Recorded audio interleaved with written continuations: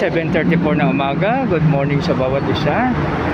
Nagibang lingkod ay dito na po sa Robinson. So dito sa may Edison Avenue. Isang maganda, mapagpala, mapagbiyaya at Diyos po na umaga sa bawat isa. Pag-ibigan, ating muling tunghayan ang sa mga awit 34, 13 to 14. So bali pag-usapan po natin yan kasi para maano siya talaga, para ma-memorize po ay parang isang linggo, dalawang verse o kay isang verse, no? Para mayroon tayong gabay sa ating pamumuhay, no? So napakaganda kasi pag mayroong guide, no? So tulad nitong mga signage, no? Sa mga signage, no? So malaking gabay. So yan mga kaibigan, no? Sa signage dito natin malaman yung tulad nito, parking this way, no? So parang guide siya, no? Ganun din po sa kasi yung Bible, sabi ng pinsan ng ating dating Pangulo, hindi ko makalimutan kasi yung nagbisita sa bahay, tinawag yung mga anak ko, tapos sabi niya, mga anak, mga apo, dito po muna tayo, no? So sabi niya dito muna tayo. Tapos sabi niya, kinuha niya yung Biblia. Tapos dito sa Biblia, sabi niya ito ay basic instructions before leaving earth, no?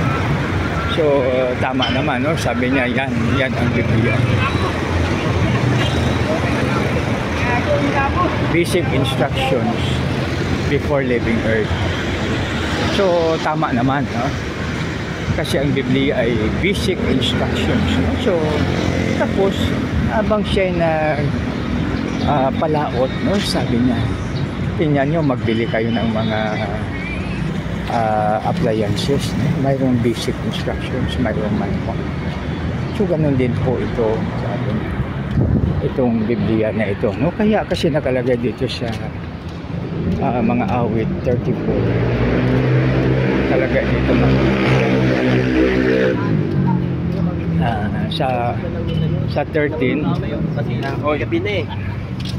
sa 13 nakalagay na, so pigilan ang dila sa paghabi ng masama. So yan po, no? Yun po ang sa 13. Sa 14 naman, pag i-paraphrase po natin, no, na nakalagay na iwasan ang masama, gawin ang mabuti, at sikaping makamtan ang kapayapaan, no? So ibig sabihin na maganda po siya, ano yung dalawang verse na to. So sa magitan ng verse na yan, napakalaking tulong, napakalaking gabay sa bawat isa sa atin.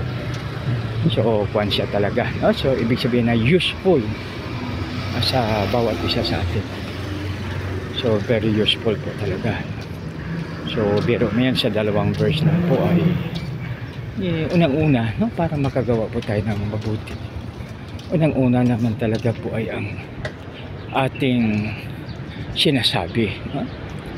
So kahit anong ganda ng ating gagawin, sabalit pag may magsalita na, kasi alam mo mayroong umiyak, isang babae. So umiyak siya dahil sa kanyang narinig. So kaya mag-ibigan, pigilan natin ang we will do all our best, we will do everything na mapigilan natin ang ating dila sa pagsabi ng hindi maganda. So yun po mga kaibigan, pag tayo ay ano siya, no? Sa araw-araw nating buhay, no? Sa salita ay dapat, no? Kaya useful talaga yung sa tinatawag natin na mga awit 19:14. Let the words of my mouth and the meditation of my heart be acceptable to you, my strength and my redeemer. So napaka talaga mga kaibigan, napaka very talaga, kasi umaga pa lang ina-acknowledge na natin yung ni Lord, yung ating my strength and my redeemer, na yung ating lakas, ang lakas natin sa pagpigil ng ating masamang sabihin ay ibibigay ni Lord, at ina-acknowledge natin na siya ang ating Savior. Walang ibang Savior kundi siya. No one can save us, only God who created us. So yan po mga kaibigan, no? So napakaganda na ating balik-balikan, serve as our reminder mga kaibigan, no? So napakabuti at napakadakila ang ating Panginoon, na siyang nagbe-bless sa bawat isa sa atin, at saka source of everything, no? Walang kasi ibang source kundi siya lamang. Walang ibang makapagbigay kundi siya lamang. So kaya saan pa tayo pupunta kundi doon na sa ating Creator, no? So yan po mga kaibigan, ang pinakapaganda pag tayo ay sa ating Panginoon. Best na best talaga, no? Pinaka the best po talaga pag tayo kay Lord. Kaya alalahanin natin mga kaibigan, seek ye first the kingdom of God and His righteousness, and all these things shall be added unto you. Matthew 6:33. Yan po mga kaibigan ang makikita po natin sa Matthew 6:33. So wala nang iba, dapat number one sa ating buhay, kundi ang ating Panginoon. Nagtanong yung halimbawa mag-asawa bagong kasal, no?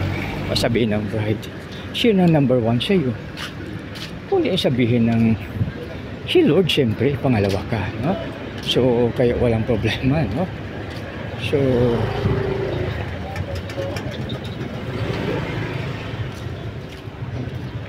kaya maganda mga kaibigan pag tayo ay sa ating Panginoon.